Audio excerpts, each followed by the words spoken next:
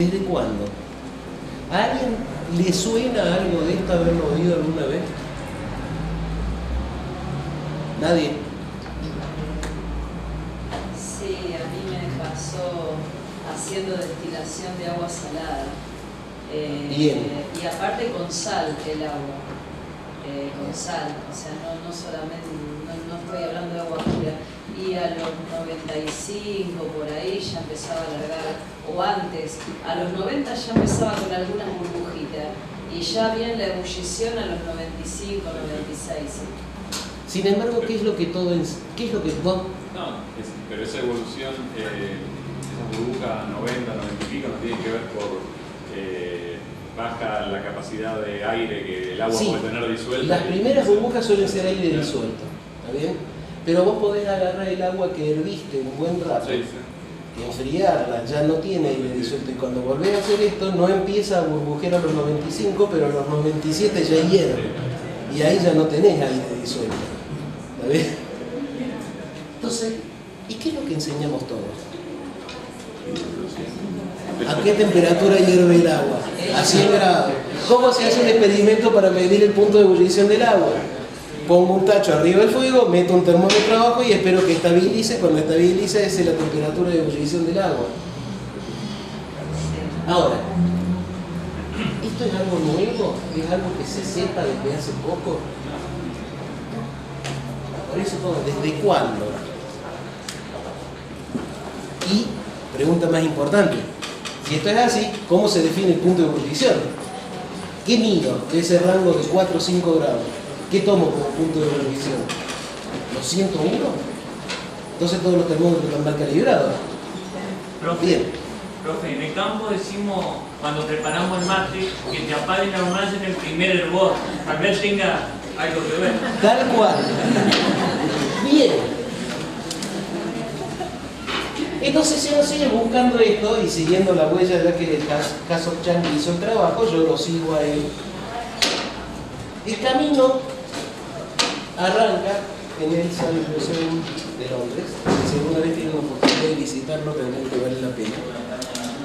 Donde en uno de esos pasillos, bajo el número de inventario 1927-1945, se encuentra un antiguo termómetro de mercurio, que desgraciadamente el bulbo y el basta están rotos, pero queda la caja de madera que tiene 4 escalas termométricas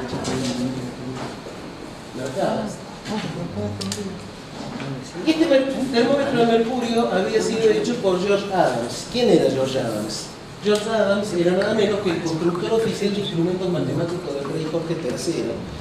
Y aunque su nombre está bastante olvidado, era reputado uno de los mejores físicos experimentales de su época. O sea que tonto no era.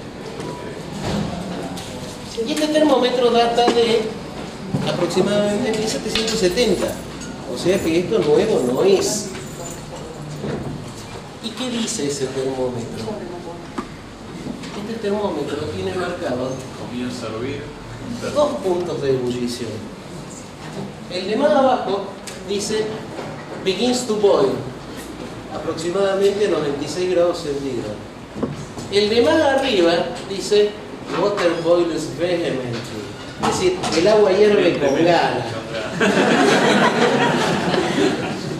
A 212 Fahrenheit, 100 grados. Probablemente si este termómetro lo hubiese etiquetado un paisano nuestro, hubiese puesto agua para mate y agua para pelar chancho. ¿Está bien? O sea, es sabido. Es más, la gente lo sabe. A vos te saltó de adentro. El agua para mate cuando empieza a hervir. Si nos tiran un poco de la oreja, todos sabemos que el agua cuando empieza a hervir está más fría que cuando hierve fuerte. Y seguimos contando el mismo verso del punto de ebullición. El punto de ebullición es una temperatura bien definida.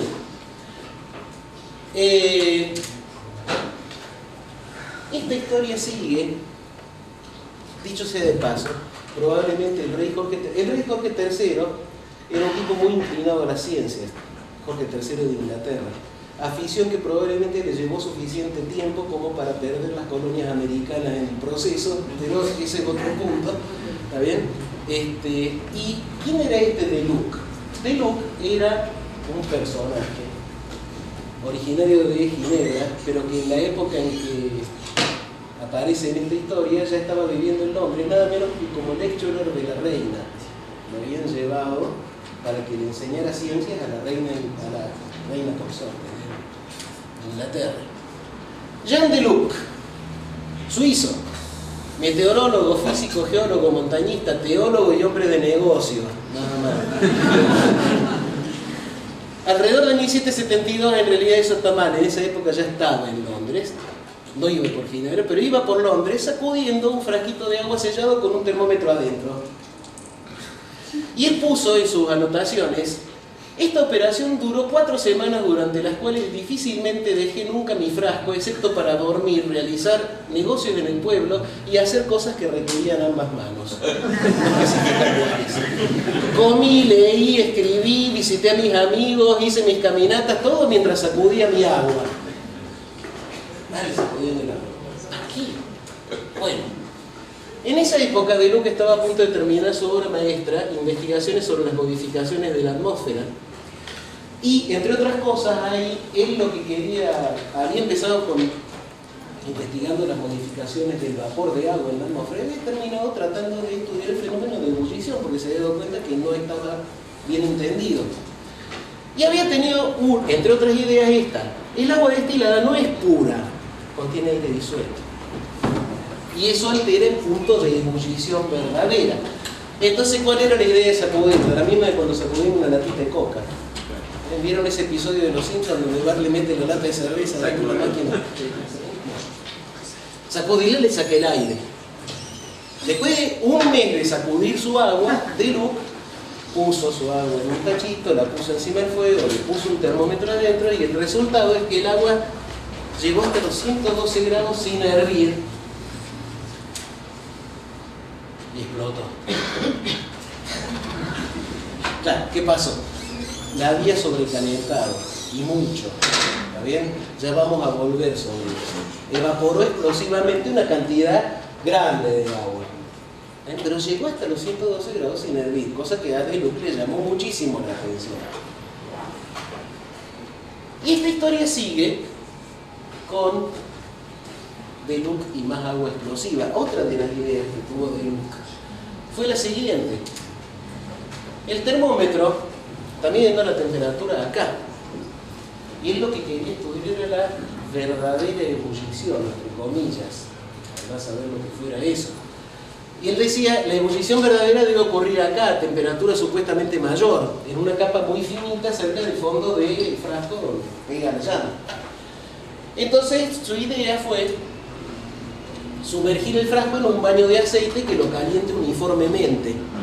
Entonces todo el frasco tendría que llegar a la temperatura de la ebullición verdadera, sea lo que sea eso.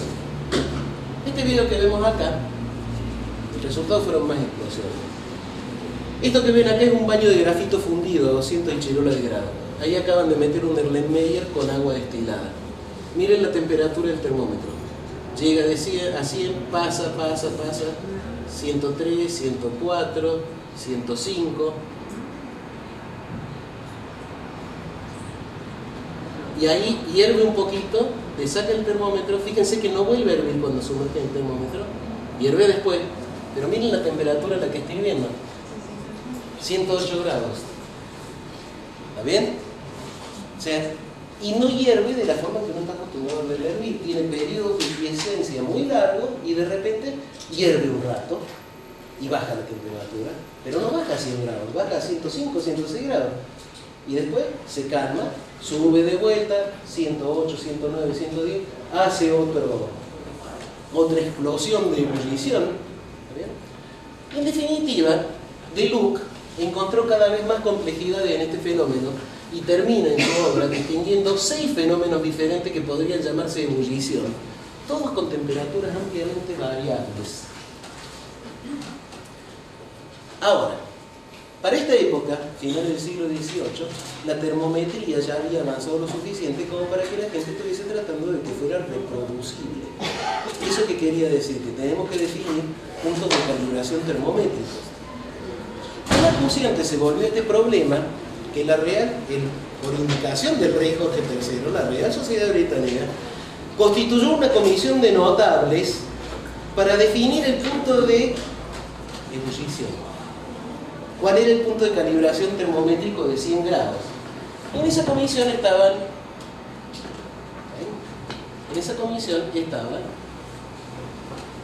7 miembros ilustres, Deluc entre ellos, y otro, Cavendish, el Cavendish, que conocen, el de las esferas de Cavendish.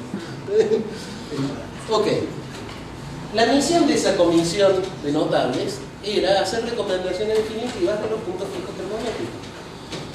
Y estuvieron trabajando años, literalmente, estuvieron trabajando varios años. El primer problema que reconocieron y que resolvieron fue el de sobrecalentamiento. Ese todos lo conocemos.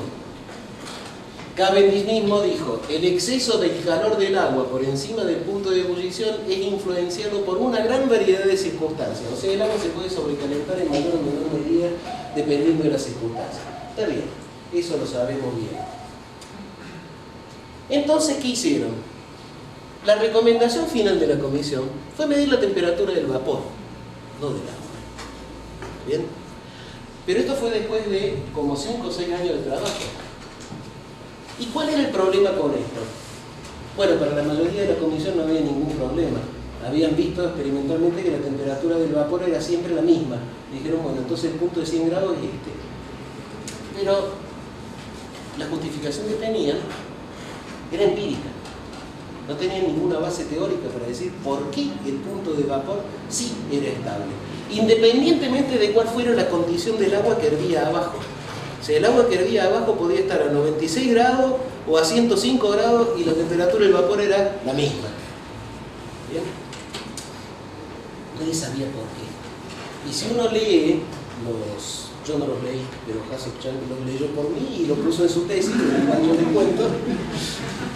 ¿Está bien? Si uno lee los proceedings de esas reuniones, hubo agarradas muy fuertes entre Cavendish y otros, tratando de definir por qué es lo que estaba pasando. Y en particular, Deluc era uno de los que nunca dejó de preguntar por qué funciona. La respuesta de Cavendish era que si el agua está sobrecalentada, en cuanto se evapora, su temperatura baja a la temperatura de ebullición, a 100 grados. Y lo que decía Deluc en contra de eso era que el vapor podía sobreenfriarse. A lo cual la respuesta de Cavendish, después de muchas discusiones, como Cavendish era el que presidía la comisión, fue la antítesis de lo científico. Literalmente le dijo: eso no puede ocurrir, cállese la boca, en otras palabras. ¿Eh? Y le puso el cero. Entonces hicieron... Bueno, así que cae. ¿Está bien? Hicieron su recomendación definitiva de medir el punto de vapor. Ahora, claro, esto tampoco iba a durar mucho. Fíjense que en 1810, poco después, Gay-Lussac descubrió que la temperatura de ebullición del agua, y lo certificó, Gay-Lussac era muy buen experimental, era muy distinta en un recipiente de vidrio que en uno metálico. O sea, la temperatura, esa es la temperatura de régimen, ahí no estamos hablando de sobrecalentamiento, de nada. ¿Vale? Depende del material del recipiente. ¿Y eso? Y en otros recipientes, bueno, acá tenemos otro experimento de Jasoc Chang. En este primer experimento, ahí está. Tenemos un beaker de vidrio limpio, ¿bien? Y vemos que la temperatura, cuando tenemos buena ebullición, sube bastante por encima de los 100 grados.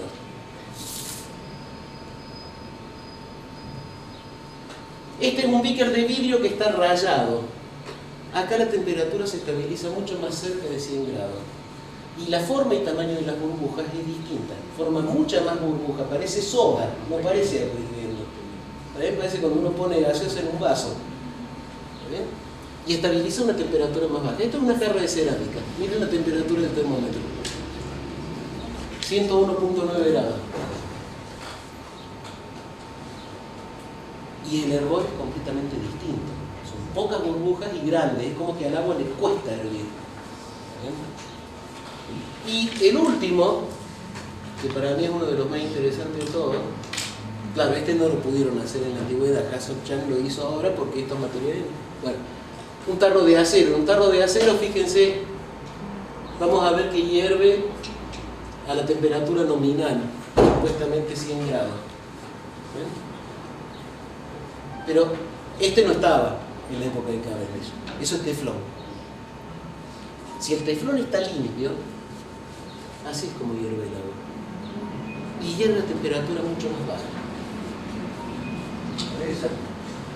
Ahí está, 99.1 grados.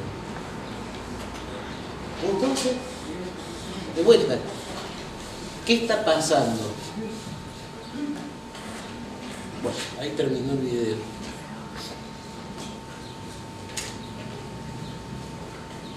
Entonces, ¿qué hizo el comité de la Real Sociedad? Porque los volvieron a convenir para que dijeran, bueno, ¿y ahora qué tenemos que hacer? Entonces, por supuesto, ¿qué hicieron? Modificaron la recomendación final. Entonces, Cavendish dijo, la recomendación final es esta: si va a sumergir el termómetro, hierve el agua solo en recipientes metálicos. Pero nadie sabía por qué. Porque lo dijo Cavendish. A Cavendish no se le discute. Bueno, ¿qué pasa? La gente se entusiasmó con esto de hacer que el agua hirviera a temperaturas cada vez más grandes. Marcet, cerca de 1840, hirvió agua a 105 grados centígrados en un recipiente de vidrio limpiado con ácido sulfúrico. Pablo de química me limpió con ácido sulfúrico ese. No creo que vayamos a llegar a 105, pero vamos a ver a cuánto llegamos. Doni en 1850 consiguió hacerla hervir a 137 grados de gasificado en un recipiente de vidrio ultra limpio. Miren que no estamos hablando de sobrecalentamiento, estamos hablando de agua hirviendo. Lo que viene ahora sí puede ser más parecido. Dufour, me falta una U ahí, en 1861 hizo flotar gotas de agua en un aceite, en otro líquido, en un aceite de la misma densidad, y vio que no se evaporaban hasta los 178 grados. Y Krebs, que creo que hasta hoy en día tiene el récord, en un aparato como el de Doni, pero mejorado, consiguió que el agua recién hirviera a 200 grados. ¿Está bien? Pero todo esto era, en parte, tenía que ver con el sobrecalentamiento. Y por otro lado, el punto de vapor seguía incólume. Es decir, independientemente de a qué temperatura hirviera el agua, si uno metía el termómetro en el vapor que salía del agua, era siempre la misma temperatura. O sea que parecía que Cavendish tenía razón, aunque nadie todos seguían sin saber por qué. Pero ocurre que todo este tipo de cosas no duran para siempre. Todas esas cosas altamente satisfactorias. Entra en escena John Aitken, de los libros de física, que era meteorólogo, no era físico, y era escocés, que alrededor de 1890 estaba estudiando el problema de por qué había brumas tan densas cubriendo las ciudades industriales victorianas, Londres, Edimburgo, Sheffield, etcétera, etcétera.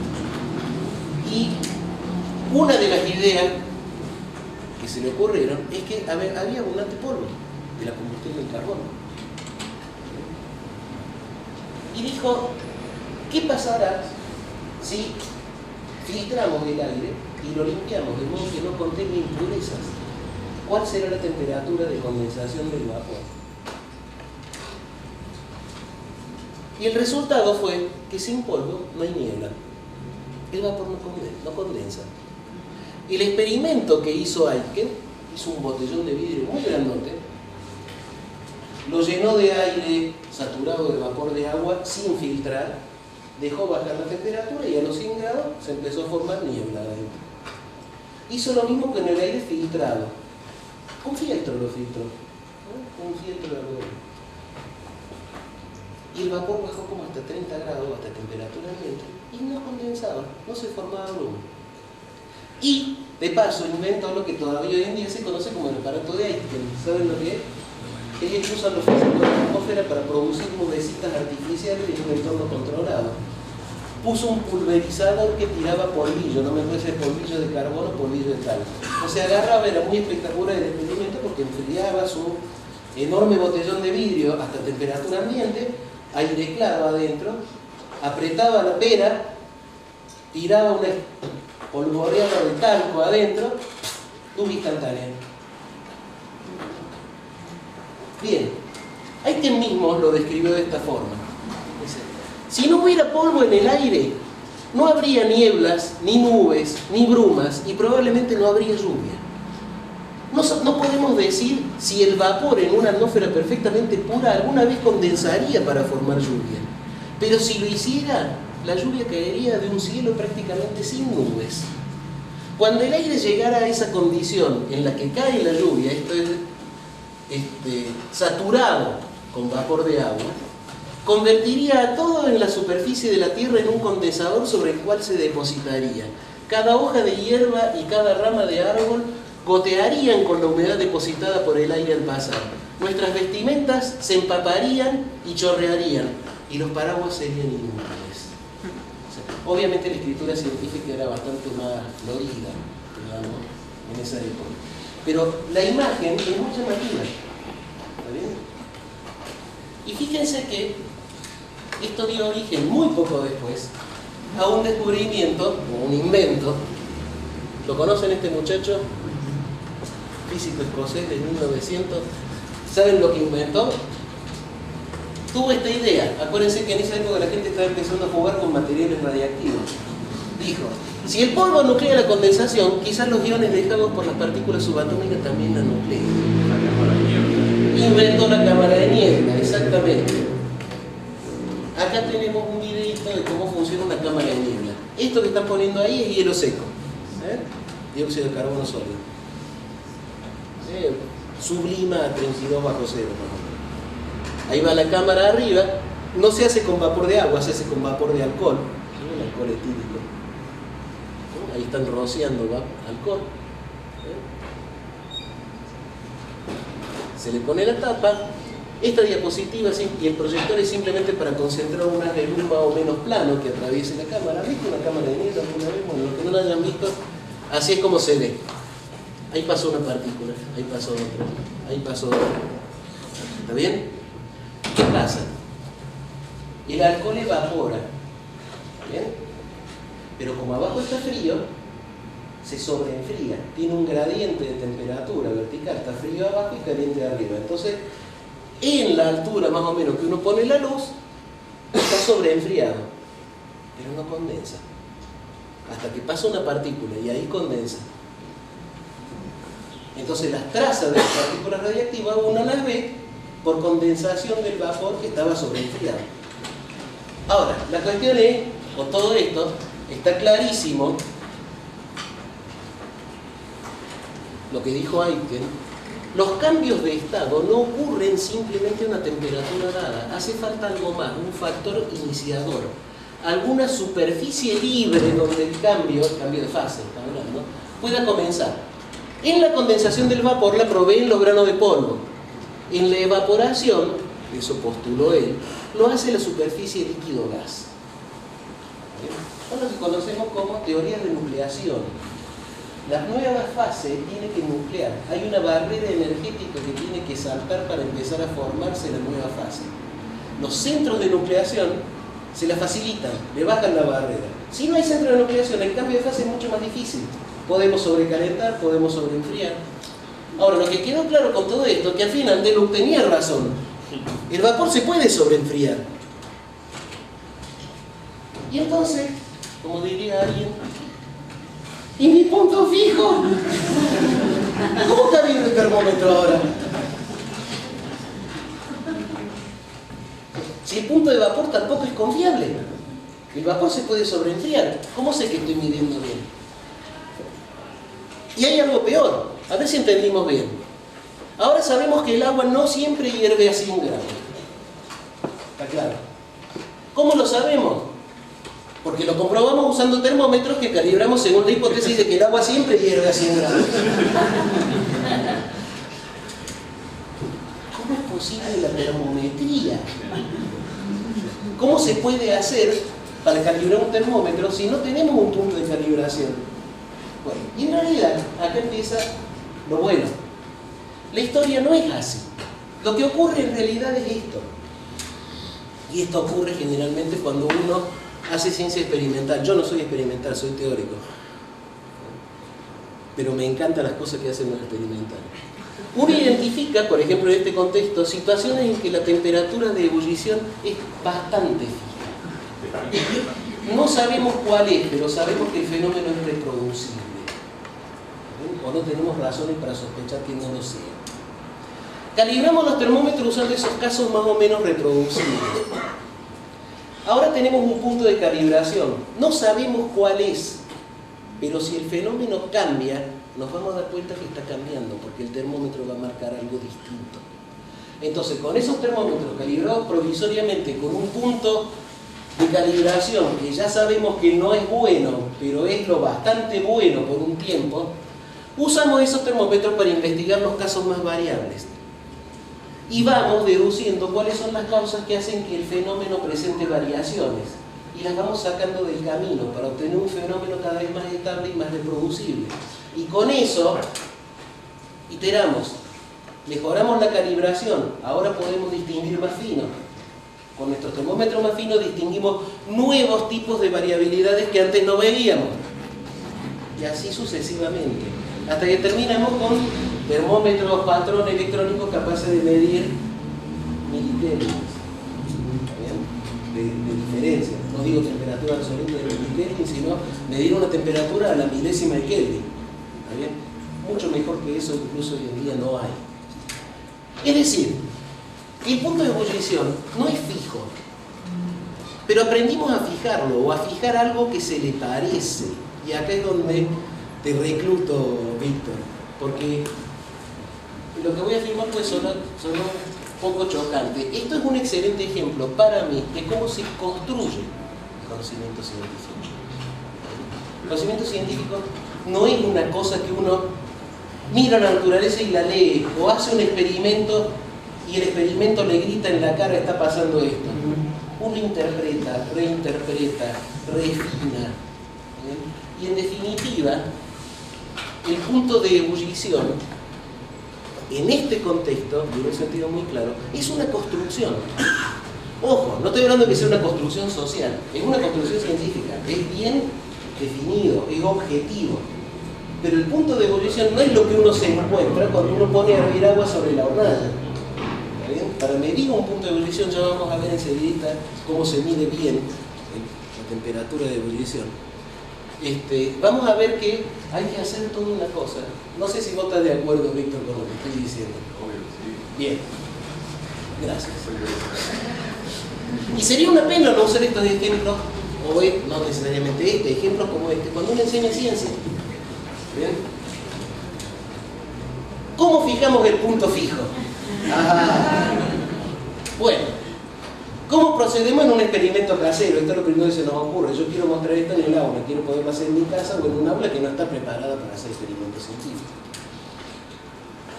Use el agua como sale de la canilla, con aire disuelto y cierta mugre. ¿Qué quiere decir? Centro de nucleación a rorete. ¿Está bien?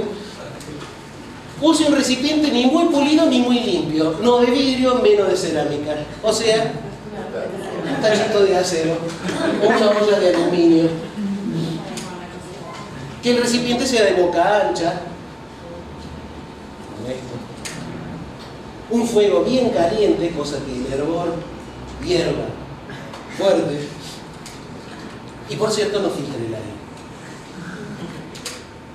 En resumen, no sea demasiado cuidadoso, tampoco sea muy bruto, obviamente. No vamos a sacar agua cuando viene que se vació el tanque y sale con todo el barro. Ahí va a salir cualquier verdura. ¿Está bien? Pero si uno no es muy cuidadoso, casualmente esas son las condiciones en que hervimos agua todos los días. Y en particular son las condiciones en que se hervía el agua cotidianamente en las sociedades protoindustriales de Europa de lo occidental a finales del siglo XVIII. O sea que la casualidad, este es el motivo por el que esto funcionó inicialmente.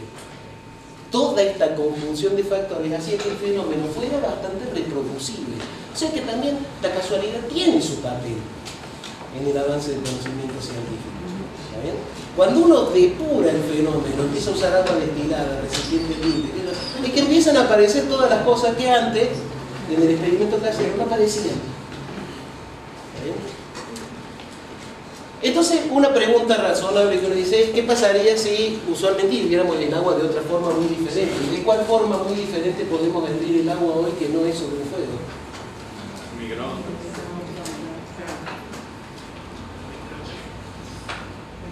Hubiéramos descubierto esto. Ténganle paciencia. El original tiene sonido, pero no es la gran cosa. No esperen oír la gran explosión. El agua, fíjense que no es agua destilada, es simplemente el agua de esos congeladores que tienen en la puerta un dispenser de agua helada. Bueno, y un vaso de buena calidad. En el microondas puesto al taco. Esperamos un ratito. Ahí se ve dónde está el nivel del agua. No es el gran video, discúlpenme, pero es uno de los más ilustrativos de conseguir. Tengan paciencia.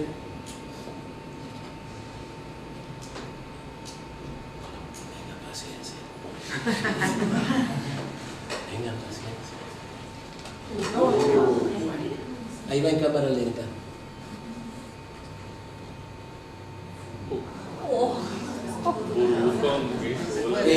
Como suelen decir, no es recomendable hacer eso en casa. Y menos en clase. Bien. Hay una cuenta que es fácil de hacer para ver cuán peligroso puede llegar a ser esto. Supónganse que yo, para hacer las cuentas fáciles, tengo 1 litro de agua y que lo sobrecaliento 1 grado. ¿Cuántas calorías de más tengo? 1000 calorías chicas. ¿Cuál es el calor latente de vaporización del agua? 540 calorías por gramo. Para hacer cuenta redonda, digamos 500. Quiere decir que con 1 grado de sobrecalentamiento yo tengo suficiente calor excedente para evaporar 2 gramos de agua. Ahora, a presión de una atmósfera, el volumen de cada gramo de vapor de agua es 1 litro más o menos. Eso quiere decir que si tengo 1 grado de sobrecalentamiento, cuando evapora, el litro pasan a ser 3 litros. Si tengo 112 grados, 12 grados de sobrecalentamiento, como hizo Deluc, fabrico 24 litros de vapor. Claro que explotó el agua de Deluc. O sea, puede ser bastante peligroso. Y si uno quiere hacer esto bien, ¿cómo lo hace? Porque después de todo, a los científicos y en particular a los químicos, les encantan las sustancias puras y los recipientes de vidrio, por muy buenos motivos, porque quieren medir la propiedad de la sustancia y no del recipiente. ¿Está bien? Para eso se inventó esto. Este es un videíto, si no me equivoco mal, de la Universidad de Calgary, el departamento de química. El tubo de Theile. Fíjense, parece una probeta con manija. Ahí va un aceite mineral con un punto de ebullición alto. Acá es donde le vamos a aplicar una llama para calentarlo, de modo que circulen corrientes de convección. Acá muestra toda la preparación, un flor de termómetro largo, le ponen la gomita. O sea, esto es como se mide en serio, en química, un punto de ebullición de una sustancia, para hacer química analítica. Ahí se pone la probeta, acá viene la parte de alta tecnología. La gomita, ¿está bien? Fíjense que el termómetro no va dentro de la probeta donde va la sustancia, ¿está bien? Para evitar contaminación. Pero sí se deja el bulbo lo más cerca posible del lugar donde va a estar la sustancia. Ahora van a ver que va a poner la muestra. Ahí va la muestra de la sustancia que quieren analizar. Obviamente eso no es agua, no sé qué decir. Y eso que están insertando es un capilar de vidrio con el extremo de arriba sellado y el extremo de abajo abierto. Eso se sumerge adentro del aceite.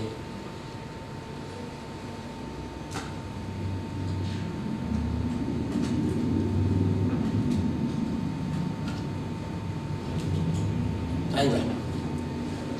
Y ahora se calienta con un Bunsen, que lo estamos usando como si fuera un soplete, el asa. Fíjense cómo acá va a cambiar de color la sustancia. Y acá, ven, está soltando aire el capilar a medida que calienta. La ebullición no va a ser demasiado visible, pero de vez en cuando van a ver alguna burbujita que sale. Una vez que estamos seguros que degasificó, ¿ven cómo se aclaró la sustancia al penetrarse?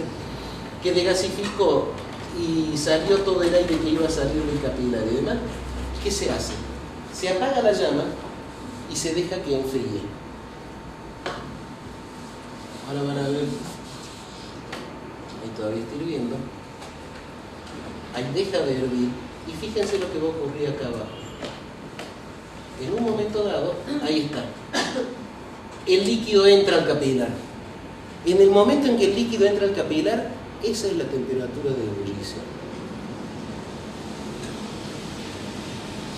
¿Por qué? ¿Qué es lo que estamos viendo? Bueno, ahí sigue con las recomendaciones, porque es el instructivo para un práctico de licenciatura en química.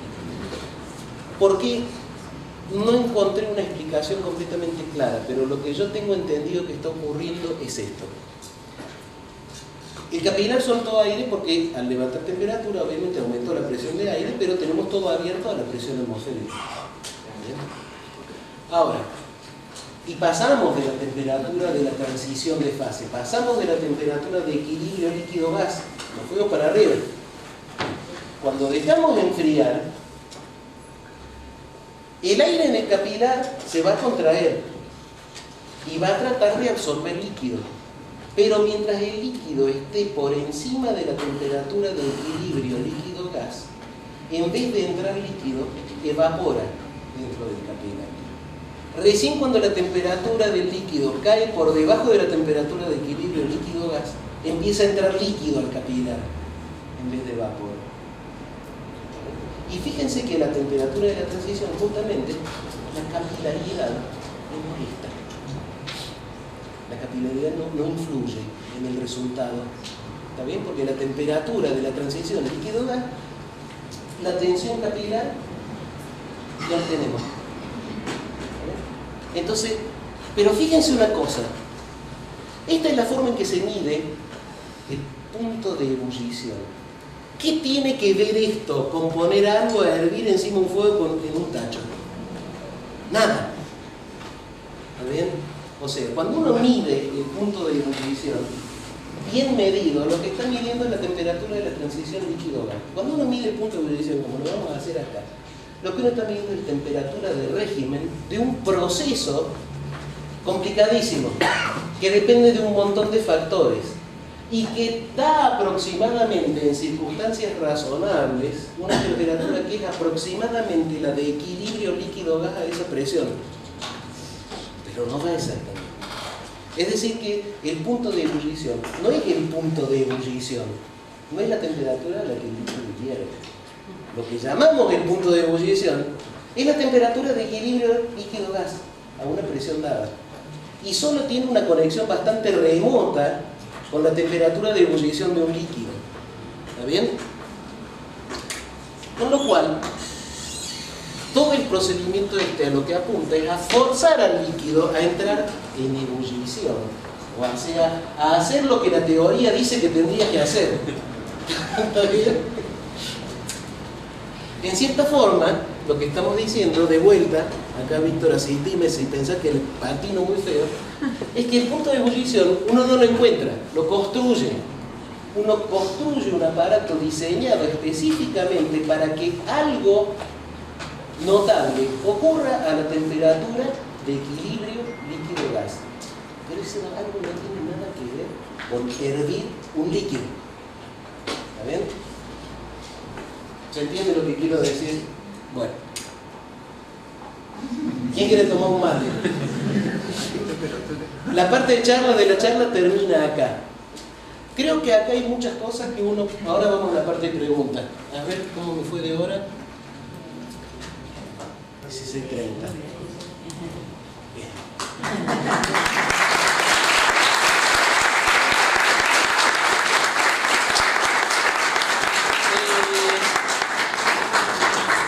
¿Está Juan acá? No. ¿Tenemos hasta qué hora para las preguntas? ¿Hasta las 17? Sí, 15:30, 16:30. Tenemos media hora para charla, discusión y después nos vamos al coffee break. Mientras nos vamos al coffee break, mi idea era armar esto. Como tuve tiempo y me estuvo ayudando Gastón, Ya lo tengo bastante armado, así que yo me voy a ir con ustedes a tomar un café y después venimos, llenamos los tachos de agua y tratamos de reproducir esto a ver si sale. Así que bueno, larguen, Víctor. Déjame decirte algo. Dale. Dos pequeñísimos comentarios. Primero, te felicito porque tiene excelente palabra.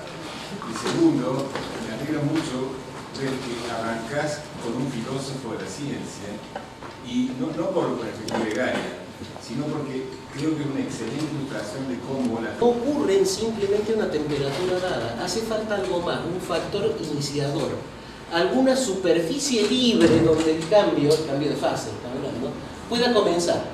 En la condensación del vapor la proveen los granos de polvo. En la evaporación, eso postuló él, lo hace la superficie líquido-gas. Son lo que conocemos como teorías de nucleación. Las nuevas fases tienen que nuclear. Hay una barrera energética que tiene que saltar para empezar a formarse la nueva fase. Los centros de nucleación se la facilitan, le bajan la barrera. Si no hay centro de nucleación, el cambio de fase es mucho más difícil. Podemos sobrecalentar, podemos sobreenfriar. Ahora, lo que quedó claro con todo esto es que al final Deluc tenía razón. El vapor se puede sobreenfriar.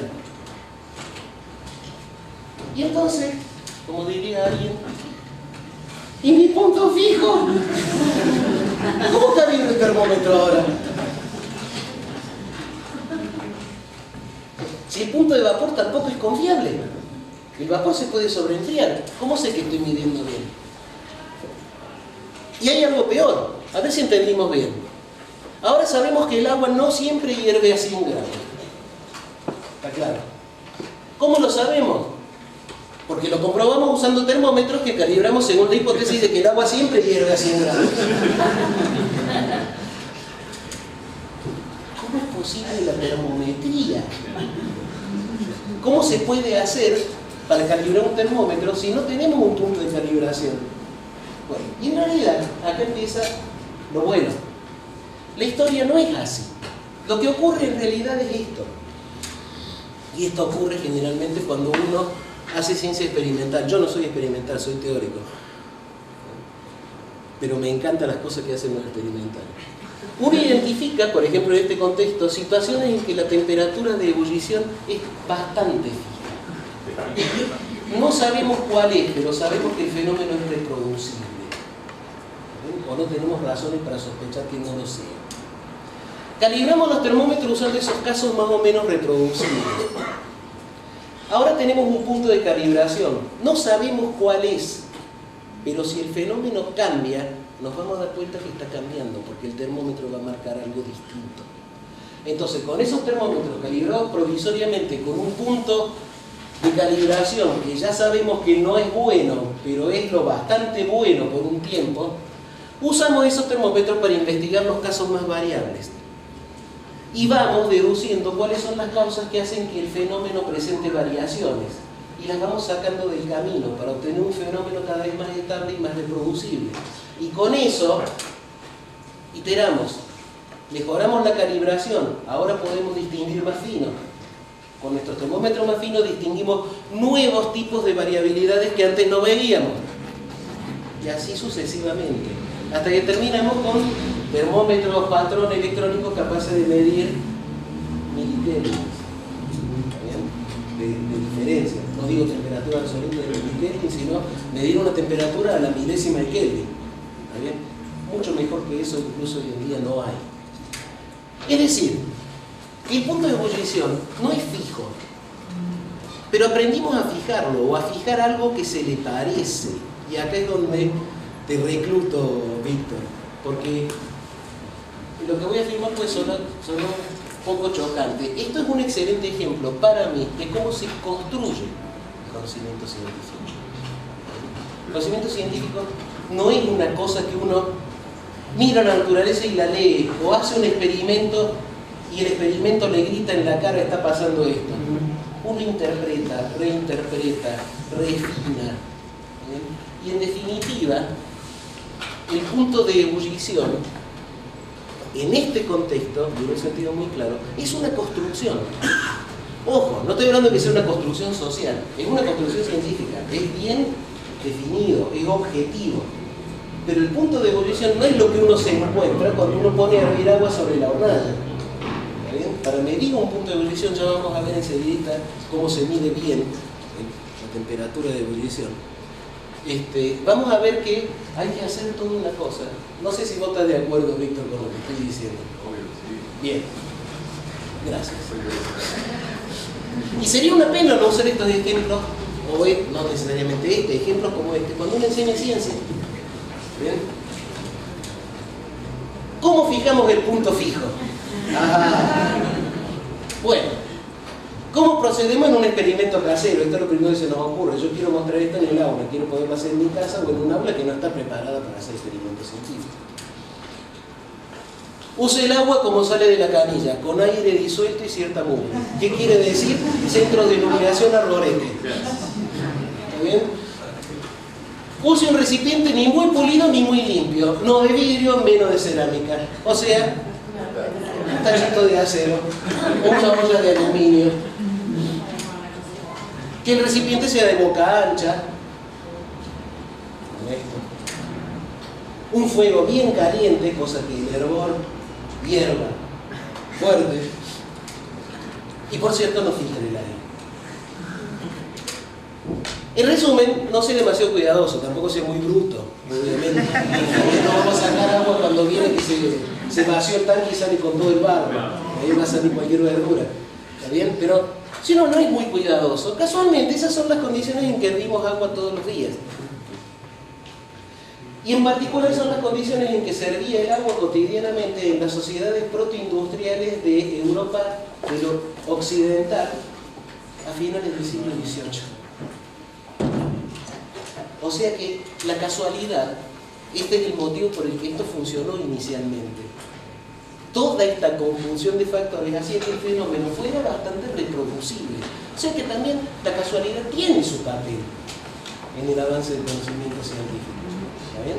Cuando uno depura el fenómeno, empieza a usar agua destilada, recipientes limpios, es que empiezan a aparecer todas las cosas que antes, en el experimento casero, no aparecían. ¿Está bien? Entonces, una pregunta razonable que uno dice es ¿qué pasaría si usualmente hirviéramos el agua de otra forma muy diferente? ¿De cuál forma muy diferente podemos hervir el agua hoy que no es sobre un fuego? Microondas.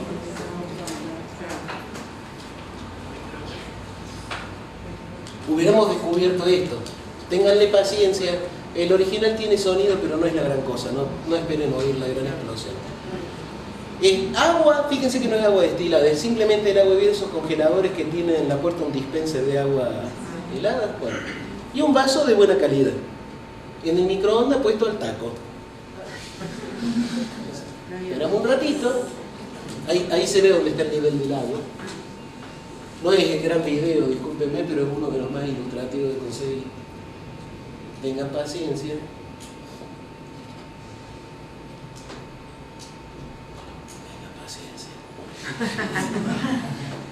Tengan paciencia.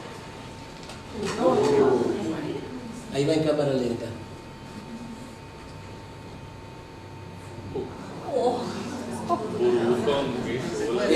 Como suelen decir, no es recomendable hacer eso en casa.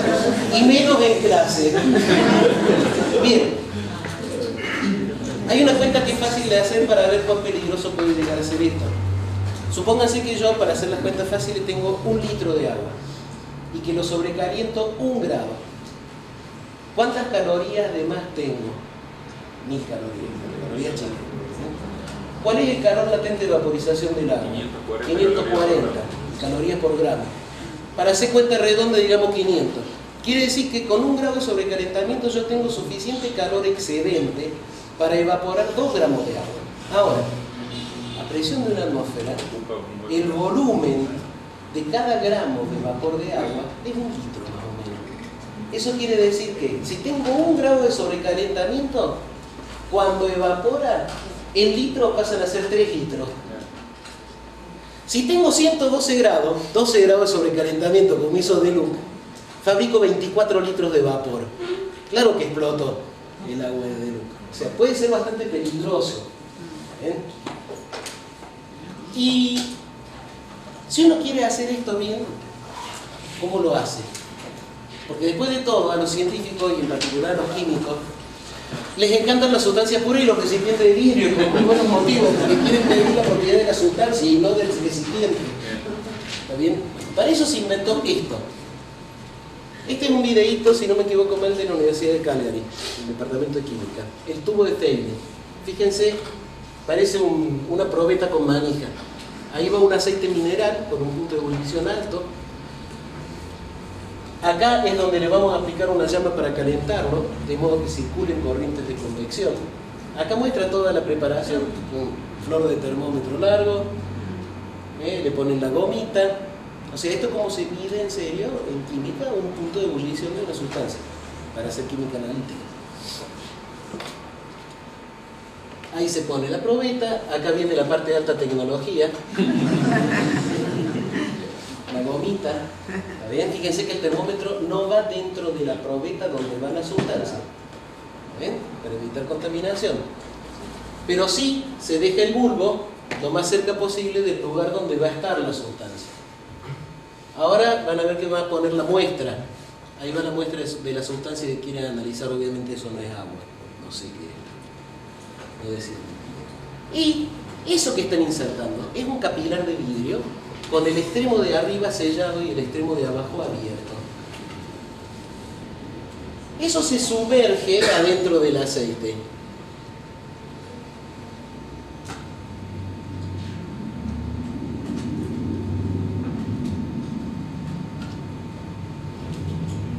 Ahí va. Y ahora se calienta con un Bunsen, que lo estamos usando como si fuera un soplete, el asa. Fíjense cómo acá va a cambiar de color la sustancia. Y acá, ven, está soltando aire el capilar a medida que calienta. La ebullición no va a ser demasiado visible, pero de vez en cuando van a ver alguna burbujita que sale. Una vez que estamos seguros que degasificó, ¿ven cómo se aclaró la sustancia al calentarse? Que degasificó y salió todo el aire que iba a salir del capilar y demás, ¿qué se hace? Se apaga la llama y se deja que enfríe. Ahora van a ver, ahí todavía está hirviendo, ahí deja de hervir y fíjense lo que va a ocurrir acá abajo. En un momento dado, ahí está, el líquido entra al capilar. En el momento en que el líquido entra al capilar, esa es la temperatura de ebullición. ¿Por qué? ¿Qué es lo que estamos viendo? Bueno, ahí sigue con las recomendaciones porque es el instructivo para un práctico de licenciatura en química. Porque no encontré una explicación completamente clara, pero lo que yo tengo entendido que está ocurriendo es esto. El capilar soltó aire porque al levantar temperatura obviamente aumentó la presión de aire, pero tenemos todo abierto a la presión atmosférica. Ahora, y pasamos de la temperatura de la transición de fase, pasamos de la temperatura de equilibrio líquido-gas, nos fuimos para arriba. Cuando dejamos de enfriar, el aire en el capilar se va a contraer y va a tratar de absorber líquido. Pero mientras el líquido esté por encima de la temperatura de equilibrio líquido-gas, en vez de entrar líquido, evapora dentro del capilar. Recién cuando la temperatura del líquido cae por debajo de la temperatura de equilibrio líquido-gas, empieza a entrar líquido al capilar, en vez de vapor. Y fíjense que la temperatura de la transición, justamente, la capilaridad es molesta. La capilaridad no influye en el resultado. ¿Está bien? Porque la temperatura de la transición líquido-gas, la tensión capilar, ya la tenemos. Entonces, pero fíjense una cosa. Esta es la forma en que se mide el punto de ebullición. ¿Qué tiene que ver esto con poner algo a hervir encima de un fuego en un tacho? Nada. ¿Está bien? O sea, cuando uno mide el punto de ebullición, bien medido, lo que está midiendo es la temperatura de la transición líquido-gas. Cuando uno mide el punto de ebullición, como lo vamos a hacer acá, lo que uno está midiendo es la temperatura de régimen de un proceso complicadísimo, que depende de un montón de factores.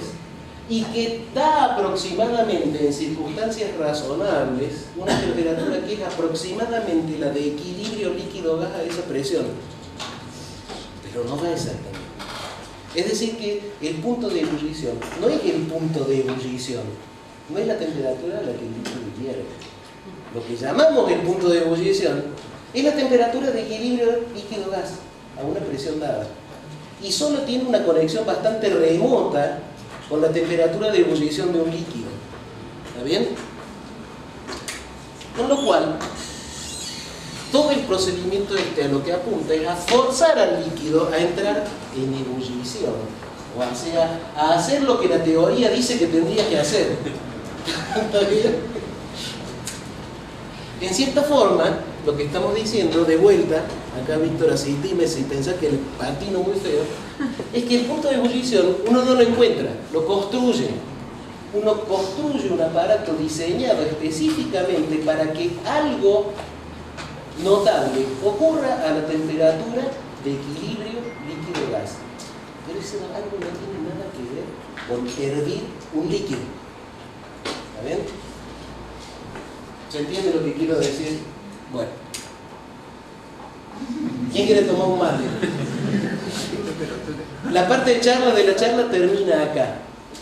Creo que acá hay muchas cosas que uno... Ahora vamos a la parte de preguntas. A ver cómo me fue de hora. 16:30. Bien.